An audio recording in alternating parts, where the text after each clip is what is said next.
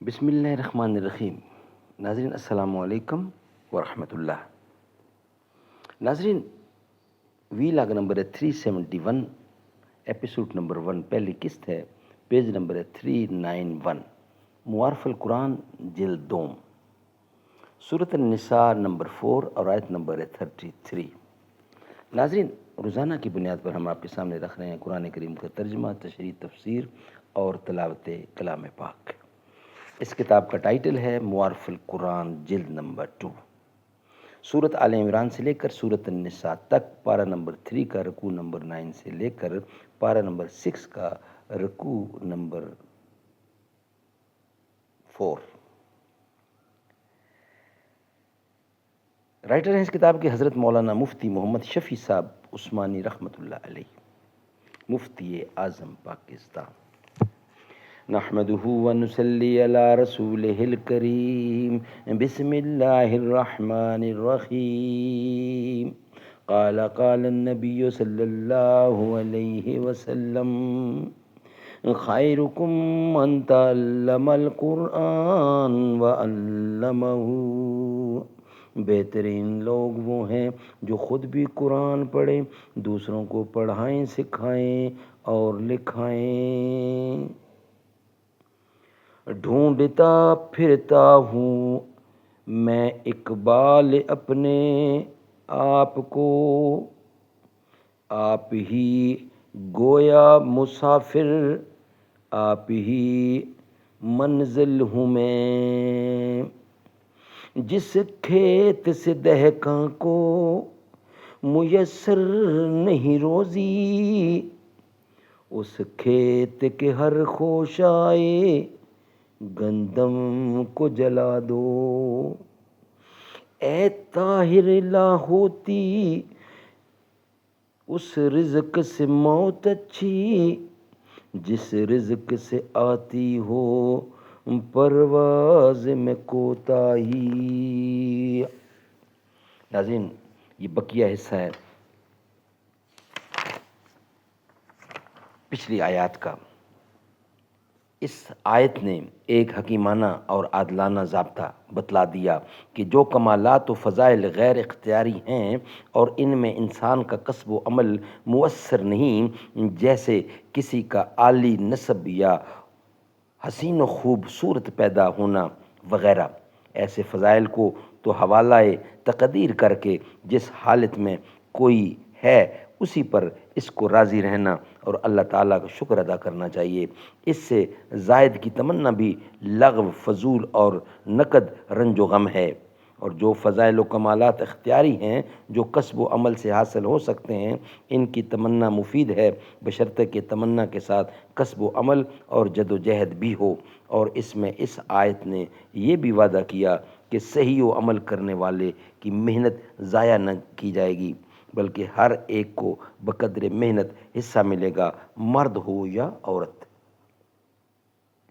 تفسیر بحر محیط میں ہے کہ اس آیت سے پہلے لا تاکلوا اموالکم بینکم بالباطل، لا تقتلوا انفسکم کے احکام آئے تھے جن میں کسی کا مال ناحق استعمال کرنے اور کسی کو ناحق قتل کرنے کی ممانعت ہے۔ اس آیت میں ان دونوں جرموں یعنی جرم کے سرچشمہ کو بند کرنے کے لیے یہ ہدایت دی گئی ہے کہ دوسرے لوگوں کو جو مال و دولت یا عیش و عشرت یا عزت و جاہ وغیرہ میں تم پر تفوق خداداد حاصل ہے، تم اس کی تمنا نہ کرو۔ اس میں غور کیا جائے تو معلوم ہوگا کہ چوری، ڈاکہ اور دوسرے ناجائز طریقوں سے کسی کا مال لینا یا قتل و غارت گری کرنا، ان سب جرائم کا اصل منشا یہی ہوتا ہے کہ ایک انسان جب دوسرے انسان کو مال و دولت وغیرہ میں اپنے سے فائق اور بڑھا ہوا پاتا ہے تو اول اس کے دل میں اس کی برابری یا اس سے برتری کی خواہش و تمنا پیدا ہوتی ہے، پھر یہ تمنا ہی ان سب جرائم تک پہنچا دیتی ہے۔ قرآنی ہدایات نے ان تمام جرائم کے سرچشمہ کو بند کر دیا کہ دوسروں کے فضائل و کمالات کی تمنا ہی کو روک دیا۔ آیت میں اس کے بعد ارشاد ہے وَاسْأَلُوا وَاسْأَلُوا اللَّهَ مِن فَضْلِهِ، اس میں یہ ہدایت ہے کہ جب تم کسی کو کسی کمال میں اپنے سے زاہد دیکھو تو بجائے اس کے کہ اس خاص کمال میں اس کے برابر ہونے کی تمنا کرو، تمہیں کرنا یہ چاہیے کہ اللہ تعالیٰ سے اس کے فضل و کرم کی درخواست کرو، کیونکہ فضل خداوندی ہر شخص کے لیے جدا جدا صورتوں میں ظاہر ہوتا ہے۔ کسی کے لیے مال و دولت فضل الہی ہوتا ہے، اگر وہ فقیر ہو جائے تو گناہ وہ کفر میں مبتلا ہو جائے، اور کسی کے لیے تنگی اور تنگ دستی ہی میں فضل ہوتا ہے اگر وہ غنی اور مالدار ہو جائے۔ تو ہزاروں گناہوں کا شاکار ہو جائے اسی طرح کسی کی عزت و جاہ کی صورت میں فضل خداوندی ہوتا ہے، کسی کے لیے گمنامی اور قسم پرسی ہی میں اس کے فضل کا ظہور ہوتا ہے، اور حقیقت حال پر نظر کرے تو معلوم ہو جائے کہ اگر اس کو عزت و جاہ ملتی تو بہت سے گناہوں میں مبتلا ہو جاتا۔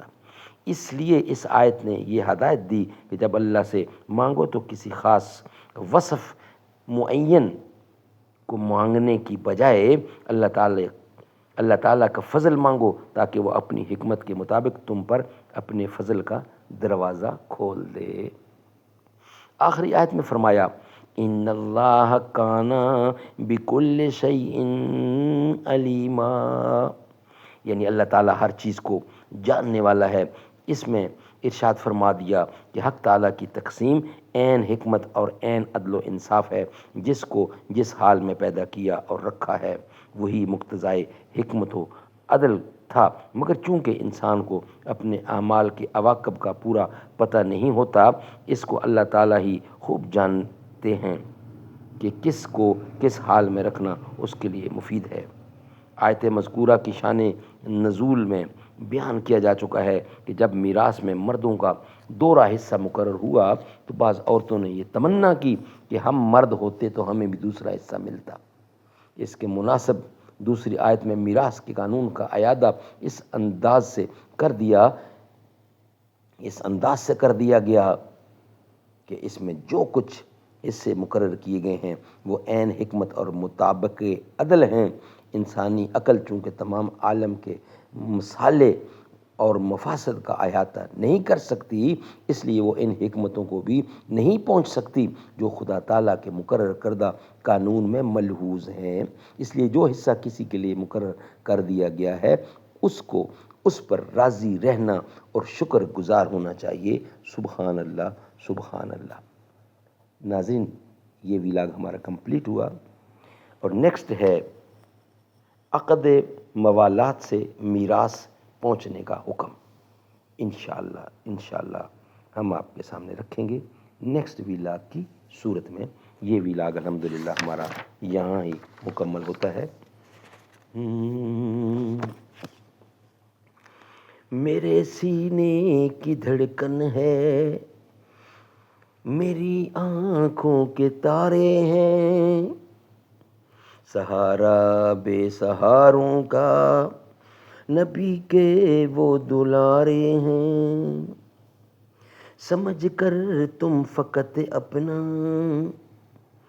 انہیں تقسیم نہ کرنا، علی جتنے تمہارے ہیں علی اتنے ہمارے ہیں، فلک سے جو اتر آیا زمیں کا وہ ستارہ ہے، جسے سمجھا نہیں کوئی خدا کا وہ اشارہ ہے،